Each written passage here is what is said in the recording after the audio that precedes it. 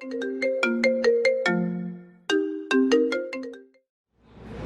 assalamualaikum. Ya mas. Ya.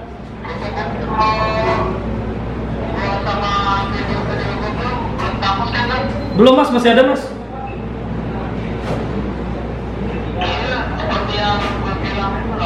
Ya.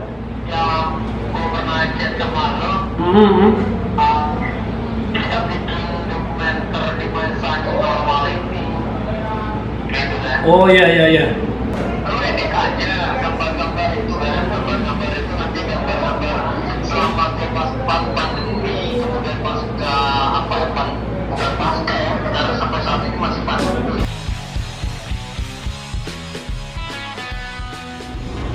Lu nggak takut sama COVID?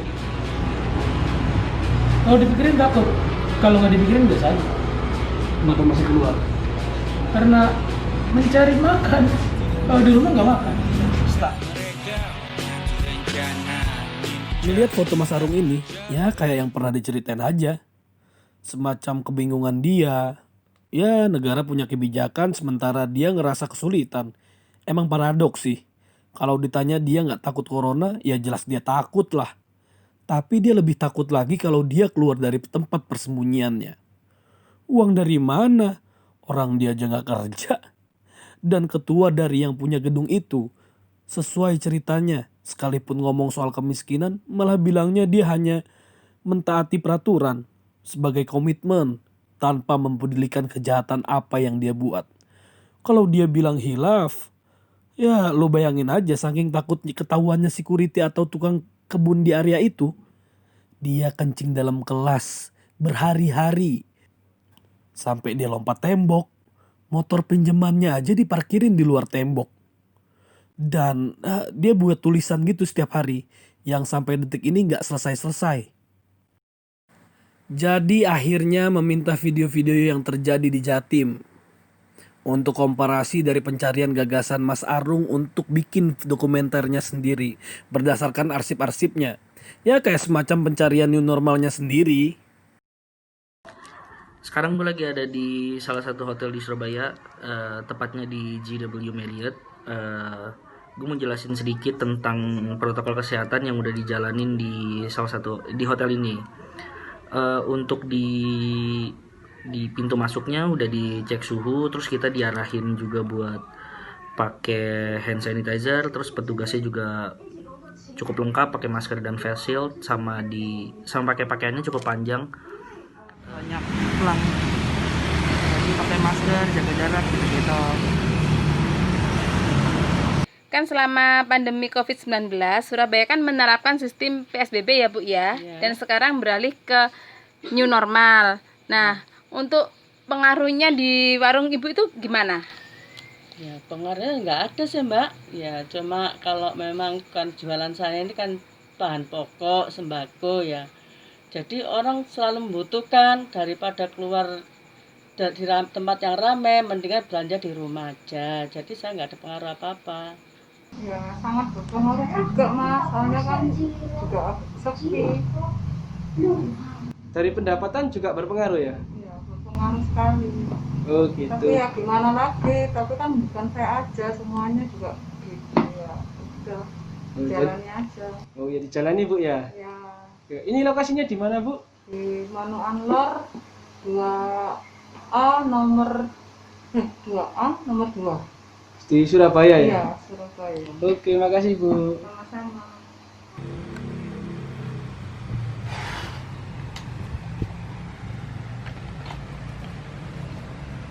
Setiap orang di Jawa Timur punya caranya sendiri untuk bertahan hidup. Terlebih Mas Arung. Beberapa kali ia mengirimi saya sebuah video yang mungkin menceritakan tentang perjalanan dia, tentang kesendirian dia sebagai seniman teater. Ini salah satu videonya.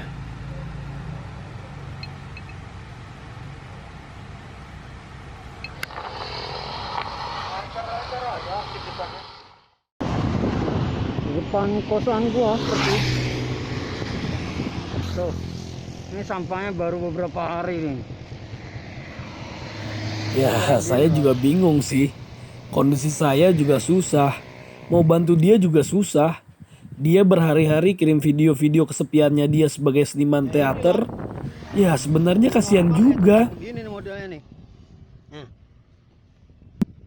Kebijakan di satu sisi, sementara masih banyak contoh kasus orang-orang yang gak punya rumah, ngekos aja sulit. Harus tidur di gedung-gedung, emperan, itu aja masih bersyukur. Dan pejabat sendiri gak paham tentang itu. Kan harusnya memang duduk dari hati ke hati, sehingga dalam kondisi pandemi ini benar-benar perspektifnya bisa rampung. Ini kan secara otomatis membentuk kulturnya sendiri. Ya Mas Arung ya memang seperti petualang. Seniman teater yang hidupnya dari kota ke kota. Tinggal di Jakarta, kemudian sekolah di Surabaya, S1, dan kemudian sekarang lanjut Itu, aku S2 di pikir Solo. Mau pandemi, mau non pandemi juga apa ya, new normal. Ada pengaruh lah. Kok pengaruh, Dengko? Ya itu adalah video-video yang dikirimkan oleh beliau kepada saya. Ya mau bagaimana lagi kan. Kemungkinan besok saya akan menghubungi beliau lagi dan mempertanyakan new normal ya new normal sekali lagi tentang apa yang benar-benar dia rasakan di Bangkalan, Jawa Timur.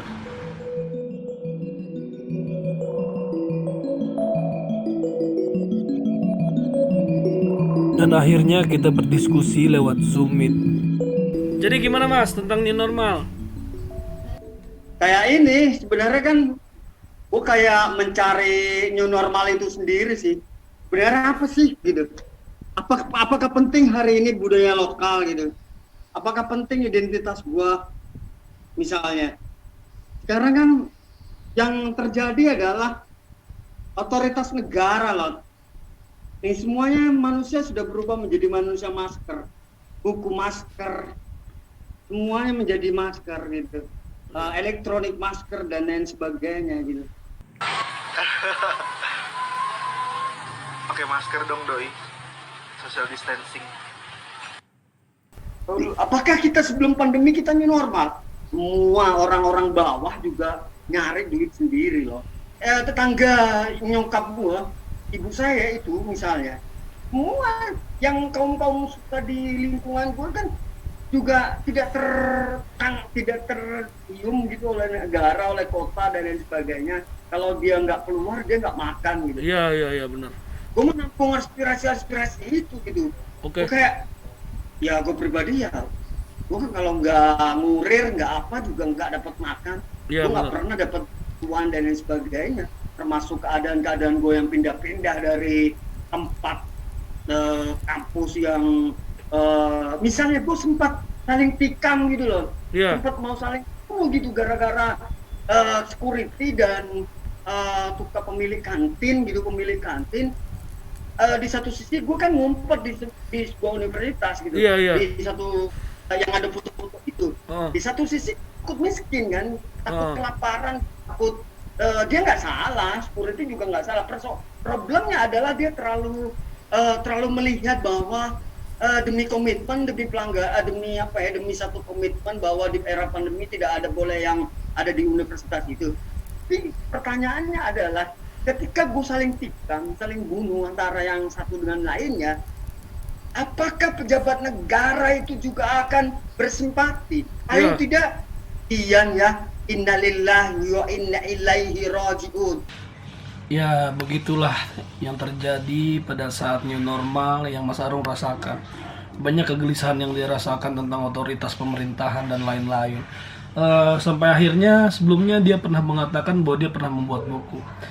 Ada beberapa bahasan yang mungkin menarik menurut saya, di mana dia menuliskan di bukunya bahwa buku ini merupakan kumpulan arsip yang bocor selama mengurung diri di masa-masa wabah pandemi COVID-19 berdasarkan tekanan dan kecemasan yang datang sebagai orang yang merasa kehilangan harapan, kehilangan peluang, dan kehilangan masa depan. Namun di sisi lain harapan, peluang, dan masa depan, aku ada di dalam arsip bocor ini bersama kalian yang mungkin aku bisa jangkau dan tidak bisa aku jangkau. Karena kalau saya tidak melakukannya, maka saya pun semakin menjauh dari dunia yang berada dalam angan saya saat ini.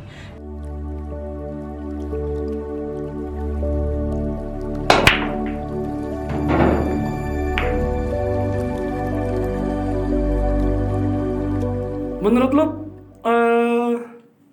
yang dilakuin pemerintah apa udah bener atau gimana? Atau ada yang mau lu protes? Kalau gue sih awal denger Jokowi bilang bersahabatlah sama corona, jengkel sih pertama kali dengar. Cuma ketika sudah di angka 111.000 itu memang benar pernyataan Jokowi, kita harus bersahabat. Jadi makin kita takuti semakin nggak tahu juga kita ngelakuin apapun, ya kan? Gini Mas Arung, gue nelfon lo, gue mau nanya new normal, gimana lo menanggapi new normal itu sendiri ketika lo menghadapi segala masalah? Terus apa yang lo lakuin gitu? Ya new normal sendiri sebenarnya gue bingung apa lah. Gue bingung, yang jelas itu kan kalau gue pikir di Bangkalan gitu kan. Gue melihat orang-orang susah itu kayak mencari new normalnya sendiri lah, mencari kulturnya sendiri, kayak kultur culture ada di dalam new normal itu. Udah, titik gitu. Udah yang susah-susah, yang kaya-kaya, yang amburadul, gue bayar kos sendiri gitu, nyari sendiri. Teman-teman semuanya, setelah gue telusuri, pedagang kaki lima, petani semuanya jawabannya sama loh. Gue cuma gak mau expose aja gitu, karena memang mereka nggak mau gitu. Ya udahlah, gue representasi aja, bullshit semuanya lah. Gitu lah. Oh, bicara gitu ya Mas ya? Berarti new normal sebenarnya adalah sesuatu yang belum normal gitu? Atau apa? Apalah? Hah? New normal itu sebenarnya normal atau nggak normal sih? Bisa aja, dari dulu nggak pernah normal. Bahkan orang mencari-cari new normal, kemudian bikin sebuah program dokumenter model begini, ya sebenarnya kayak mencari-cari gitu. Diada-adain ya Mas ya? Diada-adain, bisa aja. Pelaksana program ini juga mengada-ngada. Oh iya benar juga sih. Oke deh Mas Arung, terima kasih banyak ya buat waktunya. Oke, mantap. Tentang pembahasan new normal, oke. Semoga Ya, new mantap. Semoga new normal benar-benar normal ya Mas Arung. Ya mudah-mudahan gua nggak normal dan gila. Ya. Jadi stres ya Mas Arung ya? Iya lah. Oke, mantap, thank you Mas Arung. Ini sebagai representasi orang-orang proletar melalui Mas Arung sebagai seniman teater yang menurut saya ragu. Jangan-jangan dia sedang mencari gagasan sendiri melalui tukang becak, tukang pijat, tukang penambang pasir, tukang warung kopi untuk mencari new normalnya sendiri, untuk mencari kulturnya sendiri. Ya, semoga aja ya. Dokumenter representasi ini semacam membuka ruang diskusius. Bagaimana otoritas negara tidak serta-merta dipandang sebagai satu kewibawaan semata. Setelah sekian lama sebenarnya negara tidak pernah punya wibawa sama sekali di mata rakyatnya.